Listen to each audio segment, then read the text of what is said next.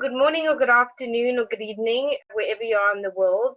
Thank you to eXp Realty for sponsoring today's episode. Talent Finders would like to welcome Space Tech Entrepreneur, President of Clark Belt Space, CEO and founder of Zero G Launch, Robert Feierbach. So welcome, Robert. Thank you very much, Karen. Pleasure to be here with you today. So, Robert, I'd like to congratulate you on all your achievements. Can you share with us how your entrepreneurial career started and where your passion for space and tech came from? Sure, of course. As a young kid, I always was baffled by the stars, and although I couldn't see them very well, I needed glasses, but I didn't know that, and no one else knew that. Yes. So I just saw these little spots in the sky. And it turned out that I needed glasses. And so at age 11 or so, I got my first pair of glasses, and I could not believe what I saw in the skies. And I was living in South America at the time. And I could see these beautiful black skies with these beautiful stars. And I was just baffled by that. And I got a telescope, and I started, kind of getting my keen interest into space. But because of my eyesight and other things, I thought I probably will never do anything in space, but I loved it, right? Yes. It wasn't until I got my master's degree, and through that time, I would keep going into telescopes, and I would rent some space in these little telescopes on the hillsides. Sometimes you could get a key for them if you belong to a university. So I would go and look at stars just because I liked it. But when I got my MBA degree, I got recruited by a company that was looking to bring a team of young MBAs that spoke multiple languages to Europe for it. And the company name was Ecostar. And today Ecostar is the company that has the Dish network in the United States, one of the direct television reception via satellite companies. Yes. So they brought me into Netherlands, and I worked in the Netherlands for 3.5 years. From then on, just stayed in Europe for the next 20 years. Amazing. Yeah, so I never left the space industry.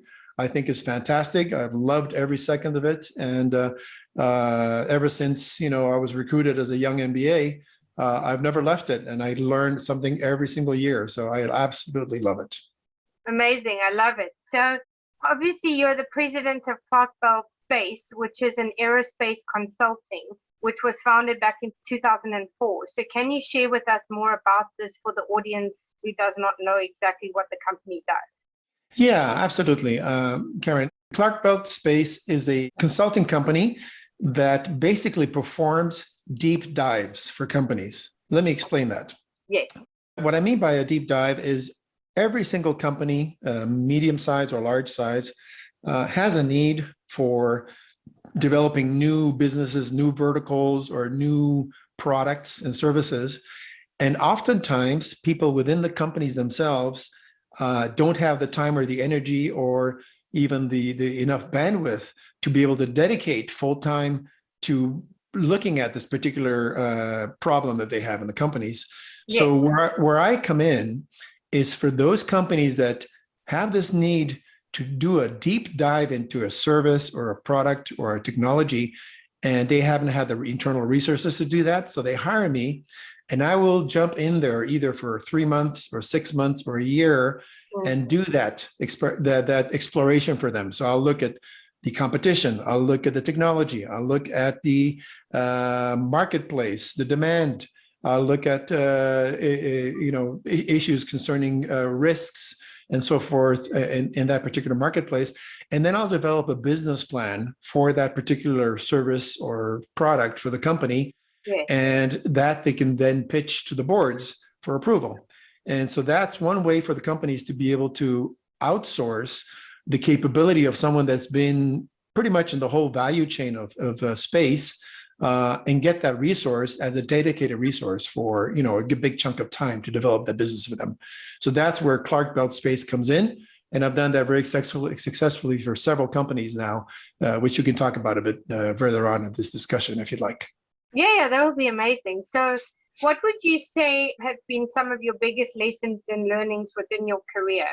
Well, one thing I tell this to my kids as well. One thing that I really have been careful on maintaining is to maintain very good relations with past and present contacts. And by that, I mean, I mean, I've had some people with it that I've had disagreements with, Yes.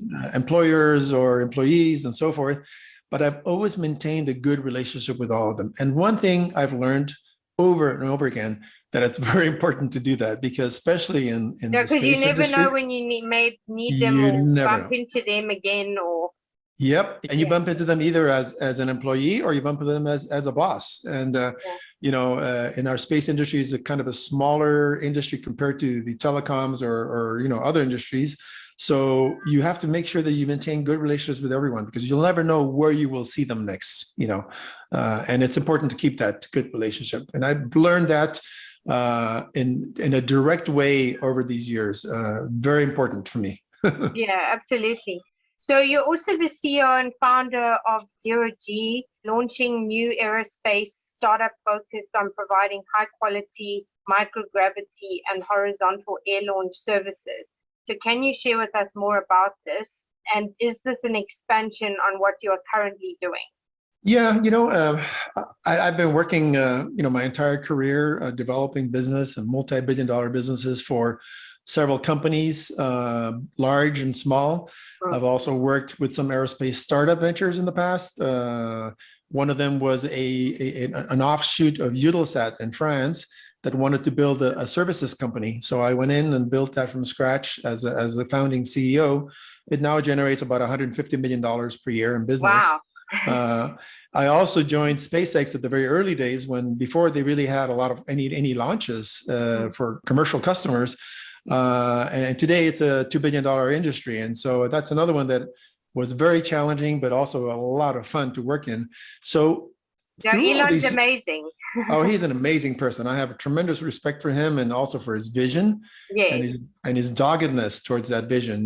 The habitation of Mars is absolutely something that Elon believes in, and he works in that manner. Everybody knows that is his ultimate objective, but I have been wanting to work for myself for several years now. And I have been doing it, of course, through Clark Belt Space on a consulting basis, but I wanted to build an aerospace company for several years now myself, with smaller teams of people that believe in the same sort of vision and want to develop some very nice, cool business. And that's what I'm doing with Zero G Launch now. It's a venture that is designed to provide much needed microgravity services or zero gravity testing facilities in the sky on an aircraft, modified aircraft, to all those companies that need to develop satellite technologies before they launch them to space, right? And you can do a lot of that by flying parabolic curves with the aircraft.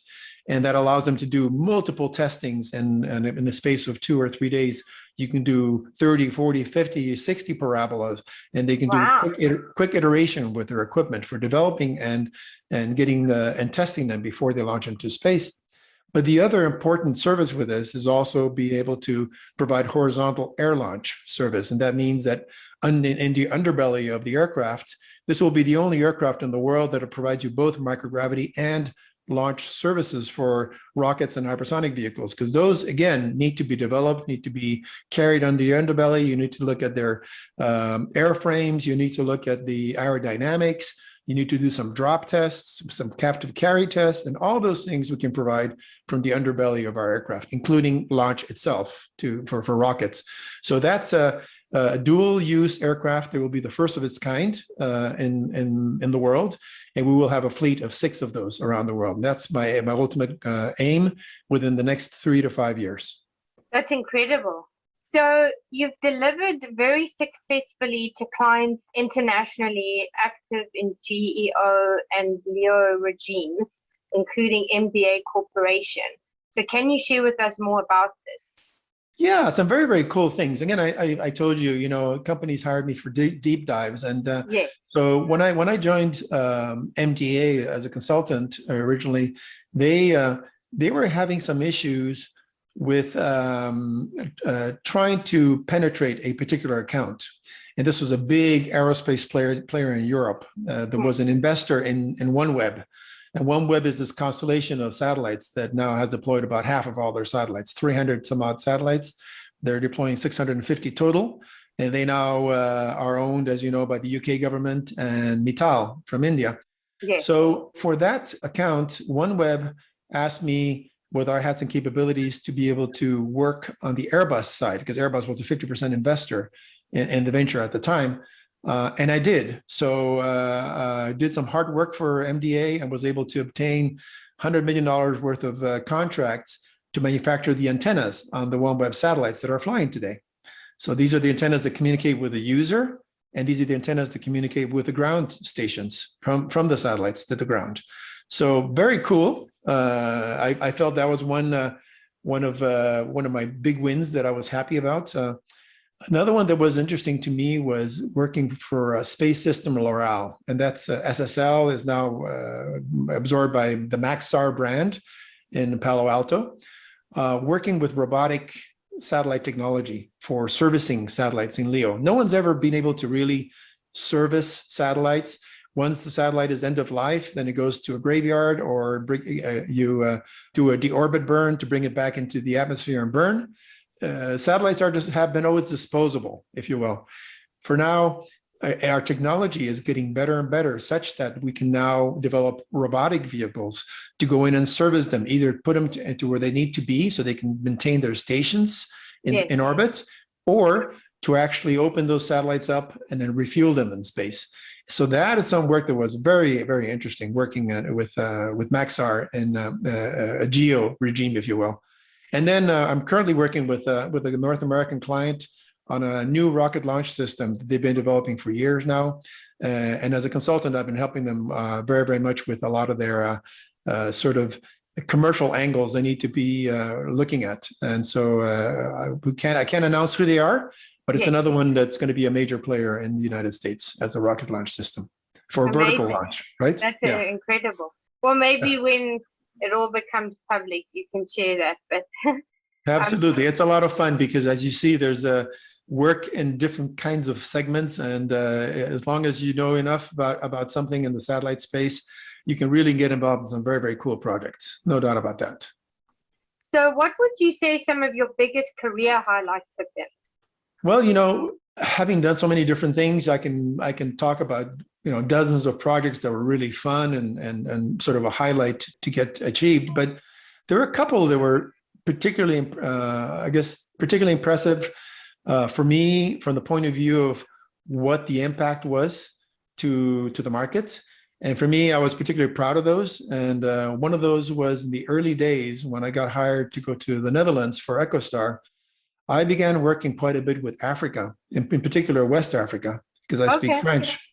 And since I'm fluent in French, they sent me out there, and I visited 22 different countries, and mainly French-speaking Africa.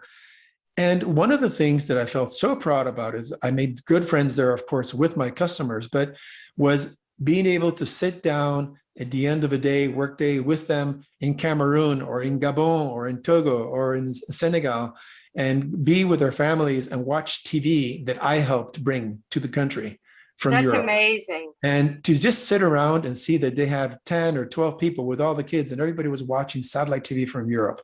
That made me so proud because I really brought communication to some places that didn't have any at all.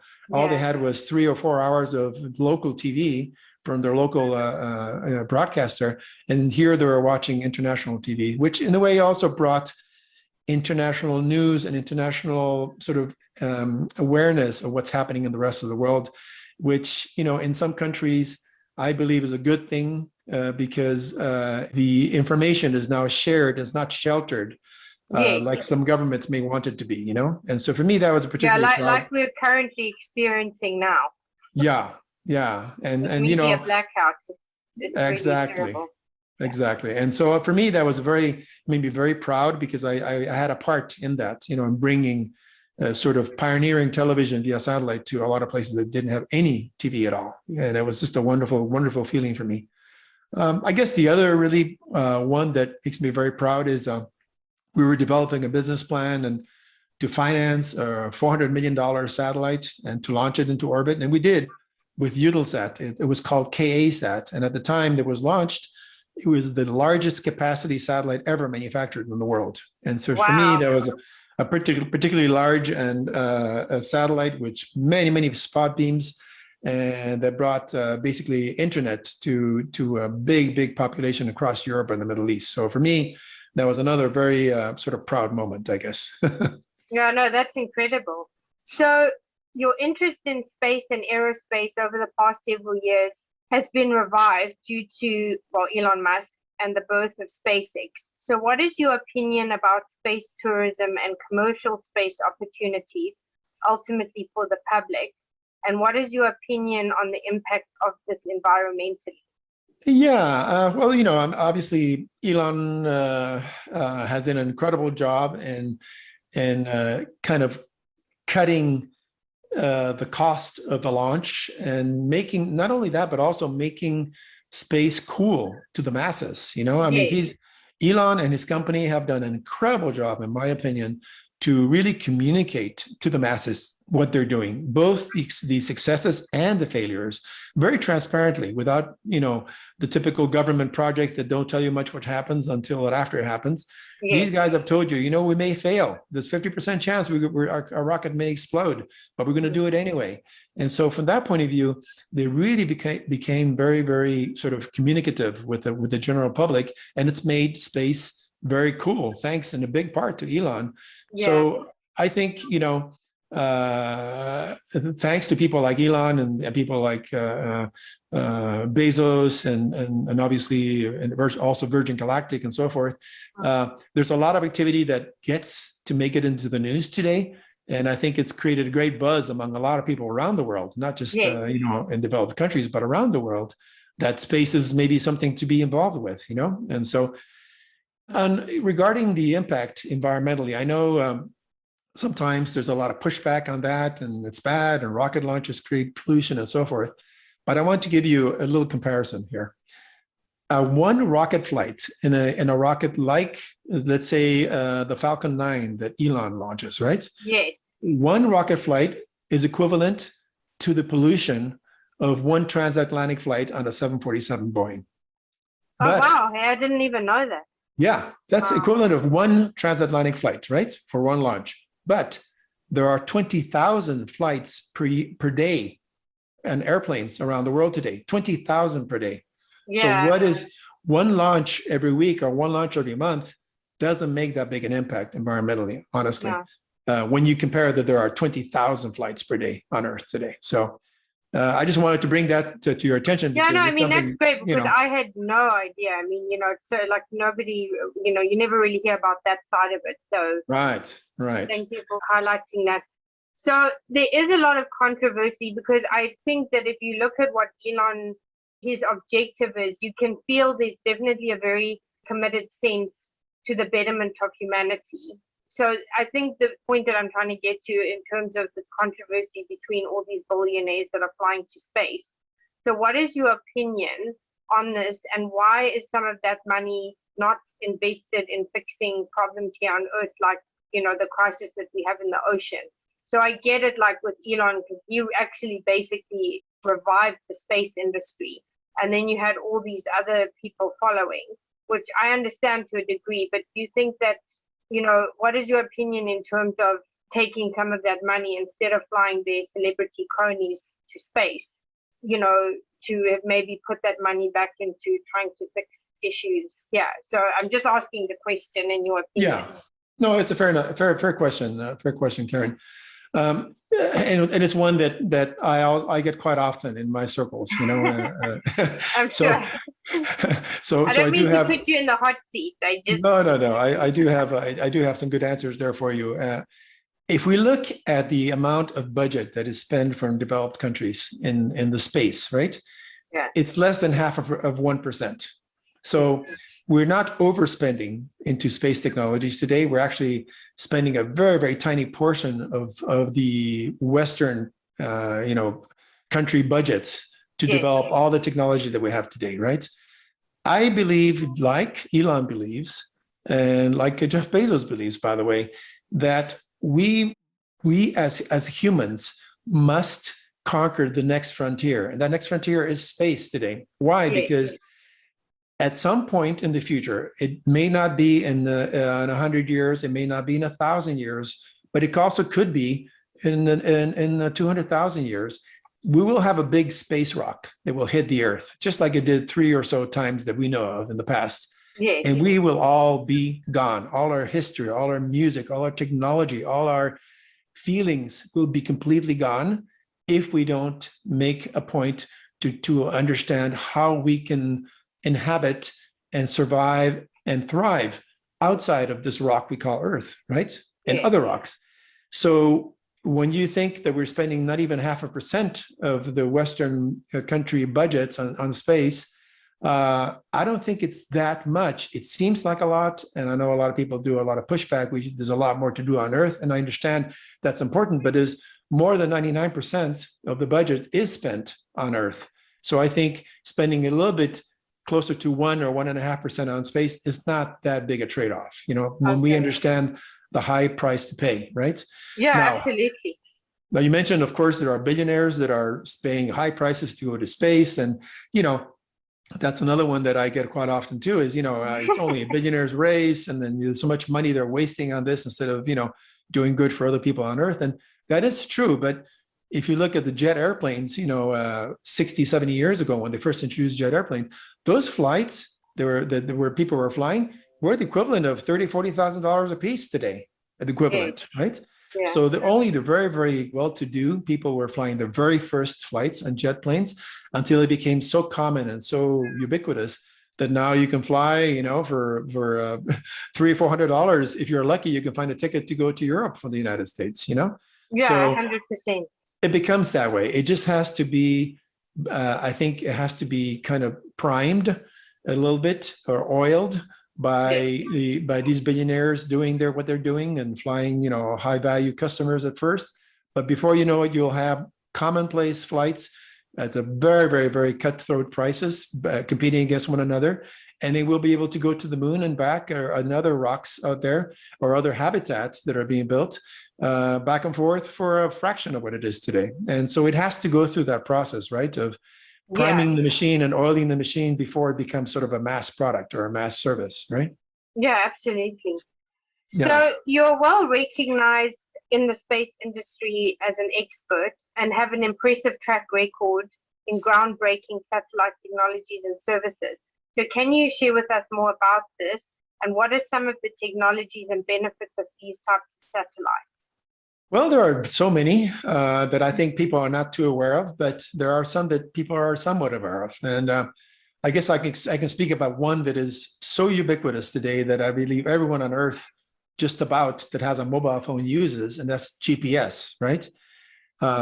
GPS is a technology that was developed originally for the military, but it allows you to ping your location on Earth such that you can do location based services for your phone. So for all the apps that are telling you what city you're in and where you need to go, where you need to drive and so forth, with all the GPS type of systems that exist, the European system with Galileo, the Chinese system and the Russian system with GLONASS, and the GPS system for the United States, all those systems allow you to navigate and create all these incredible apps that are based on location of your phone. And the sky's the limit in terms of the kinds of things that are being developed right now that include location-based tracking, right?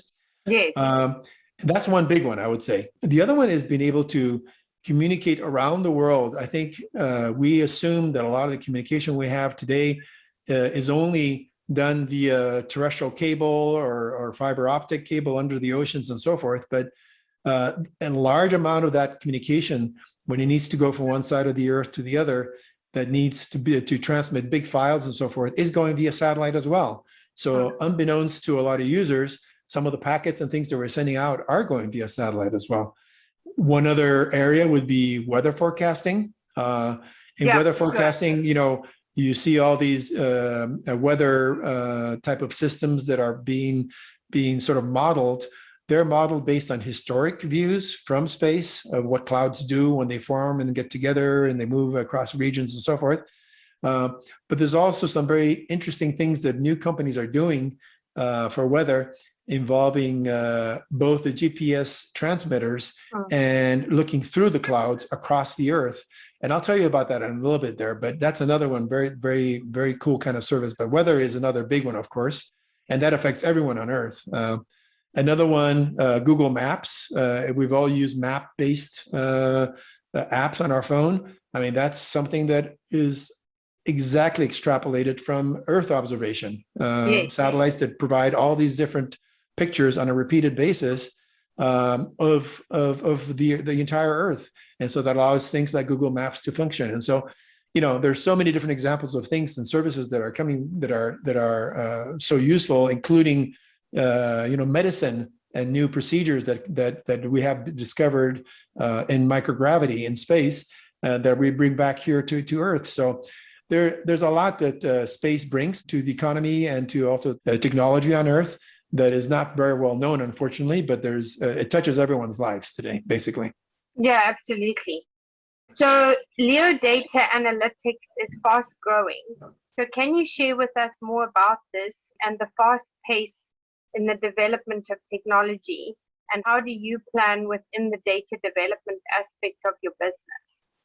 Well, yeah, I mentioned just a second ago about the GPS and weather forecasting. I'll give you an example there of data analytics, right?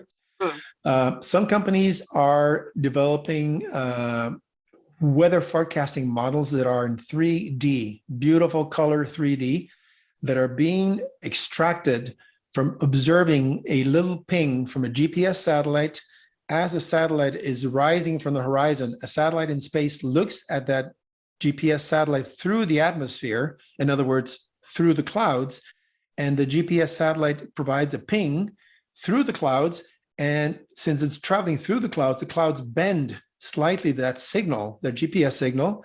And by getting these repeated pings as the satellite rises above the horizon, you can actually get a beautiful 3D map of the cloud itself. In other words, the water content, the density, and so forth. And that's all data through pings of GPS satellites that are going through the clouds. And you can get these beautiful 3D models that you can look at clouds from inside, from the side, from the bottom, from the top, based on this. And this is something that didn't exist, but we're doing that with data analytics today, So another very interesting, cool thing is that we use these Earth observation satellites that are, traveling around the Earth, north to south or south to north every 90 minutes. And there's so many of them now that are providing imaging to track detection of things that are changing. We call that change detection, right? Yes. So, for example, you can look at traffic patterns around big cities. What is happening in high traffic times, and how are people mitigating that? How are they changing their traffic patterns? What is changing on certain times to design new roads and so forth? You have to see, for example, where people are going when they find themselves in front of a traffic situation. And this is a little bit like, the architects, when they build a new university, the smart architects will not build will not put the grass on the ground right away. They'll wait for about 6 months or 7 months and just see where people are walking between the buildings, the students. And by doing that, they'll say, oh, okay, this is where the students will walk no matter what. So let's put roadways there and let's put grass in the rest, because they will take those shortcuts anyway.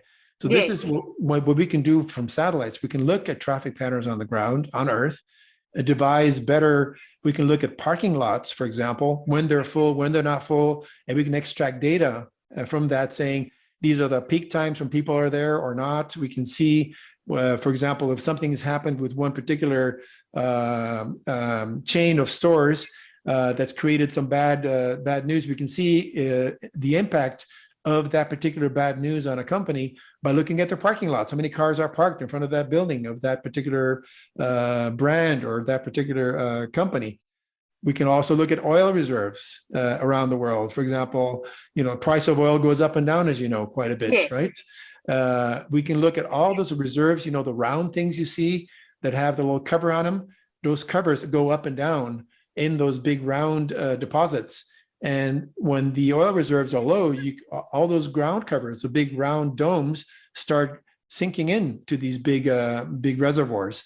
So you can track all of those via satellite as well, and then create your analytics to see what you think the price of oil will be in zone A, B, and C, and so forth, and whether it's really warranted that they're raising the price of oil or not, based on the reserves that you see that are actually there. So all these kind of incredible things you can do. Yeah, it's amazing stuff. But it's all analytics, and it's all based on observation. And now we have high power computers that can allow you to extract insights from all of that. So we're really going into data in a big way in space, and I think it's a wonderful thing for not only the economies but for the end consumer as well. Yeah, absolutely. So I want to talk about leadership, or the lack of leadership, both from an entrepreneurial and global perspective. What do you believe makes your leadership style different and separates you from your competitors? And can you give us any examples?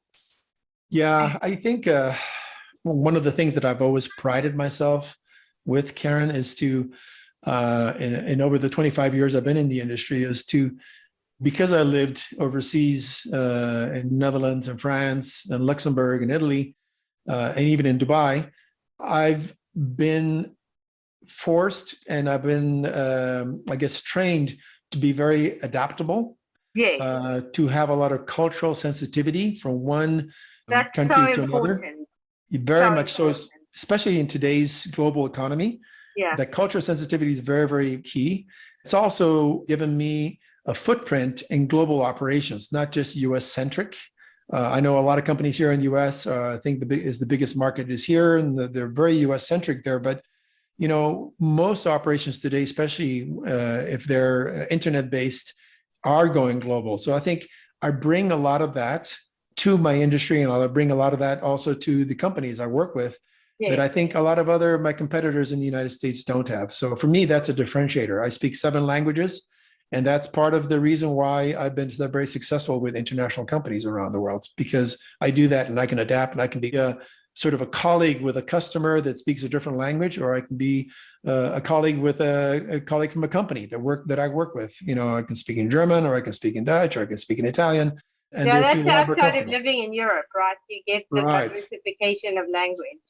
Correct. And that's been a key differentiator for me, and so for me, that has always opened the doors, and I've been able to get things done in the international arena very, very easily because of that. So for me, that's a big differentiator that I bring to the table. Amazing. So that leads me to the next question. Without breaking any confidentiality, do you have any exciting projects that you are working on? And if so, obviously without breaking your confidentiality, can you share anything with us that you're working on currently? Yeah, my current push right now is to get my the financing completed for Zero G Launch, my new company.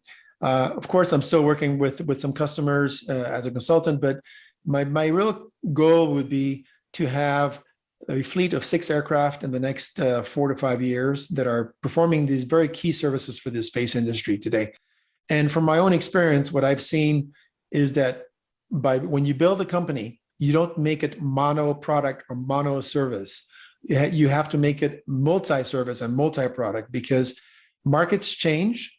And revenue streams can vary from one market. If it's defense versus commercial or vice versa, it can vary. The demand curve can vary from your customers.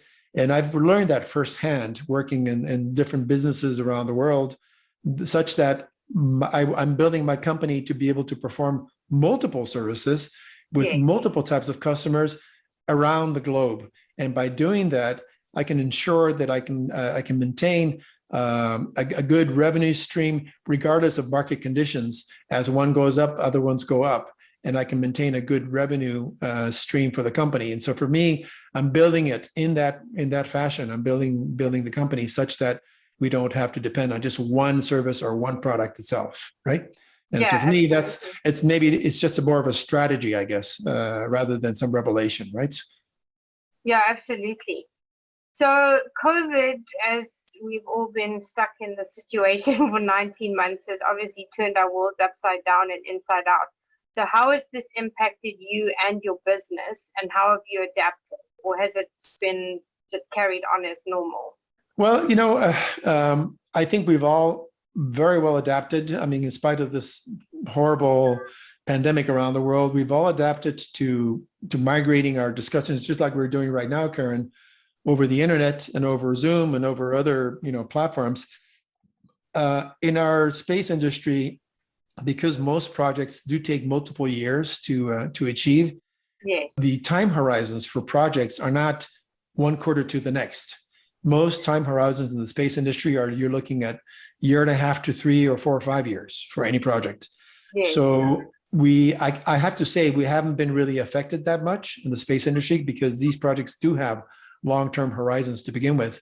And we have been able to conduct our business with our colleagues and our co-workers and so forth, I think quite efficiently. As a matter of fact, I think even more efficiently.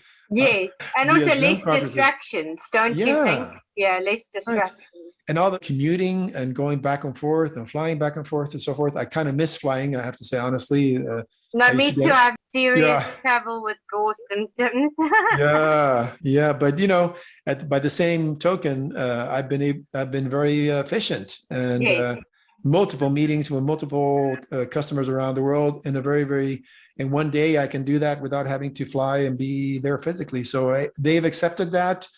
I think suppliers and customers have accepted that, and it's also something that tolerates a little bit less formality. Yes. You always hear that, you always see sometimes Zoom sessions going a bit off the deep end because you see dogs coming in or children coming in or whatever. Yeah. I think we have a more tolerance for that too today, a bit less structured. And it's more human. Formal. It's not Yeah. like you're putting on one show for something and then behind the scenes it's like something else. So Correct. More human and more natural, maybe, in a way. yeah. Of course, touching and feeling and being with your colleagues and customers is very important, no doubt about that. But Yeah. I think we've adapted pretty well, and I think this is here to stay. I think we'll be doing a lot of Zoom calls still in the near future, and maybe traveling still, but a little bit less than we used to in the past. That's my opinion. Yeah, absolutely. So that leads me to the final question. What are the 3 key pieces of advice you would give to other entrepreneurs who are looking to pursue a similar career? And what legacy or how would you like to be remembered? My number one advice for anyone in any career, and I'm not speaking just about space. Yes. I'm speaking about anything you want to do. My number one advice is love what you're trying to do. If you don't love what you're trying to do, I don't think you'll be the best of it. I don't think you'll be happy for it. And I think you will regret it in the future. So whatever it is you do, I don't care how simple it is, love it. And if you do love it, you will be the best and you will excel at that. And I really, truly believe that for myself as well, right? Because you're not working. If you love what you're doing, you're no longer working, Absolutely. right? Yeah. So one piece of advice, I didn't hear the second part of your question. And what legacy or how would you like to be remembered? Oh, changed a little bit when I wanted to conquer the world in terms of, work for a big company and become the big CEO now. Today, my ambition is to have a nice network of 6 aircraft providing some very needed services, have a team of about 30 people in each country dedicated to each aircraft providing these services. And I'd like to be remembered as somebody that was approachable, somebody that built a nice business so everyone could be happy, economically speaking, also happy in some sort of a fraternal way by working in a company where everyone could express their own opinions and say what they needed to say to make things forward. And so I'd like to be remembered as a person that was approachable, that yes, made money in companies, but actually was a very good human being and Yes. not a horrible person that stepped on everybody's toes. I don't believe in that. I know some No. people like to do that, but I want to be remembered as a person that was honest, that did good work and had fun working. Yes. And it was fun to work for as well. So for me, it's a very simple ambition. I just want to remember it as a good person, someone that you will remember in a good, very, very good way when I'm no longer here. Simple as that. Absolutely. That's amazing, Robert. Well, thank you so much for your time. So if people would like to connect with you, what are the best platforms to do so? Best one would be LinkedIn. Okay. I'm on LinkedIn. I'm very present. I'm very active on LinkedIn as well. So if you want to learn something about the space industry, I publish and repost several things a day on things that I judge to be interesting in the space industry or new or different. So you can learn some from that as well. So LinkedIn is the best place, I think. Thank you so much. Hopefully we can have you back in the future to see where you are in your journey. And thanks so much for joining us. Thank you, Karen. I appreciate the call, and you have a great rest of the week. Thank you for this. I appreciate it.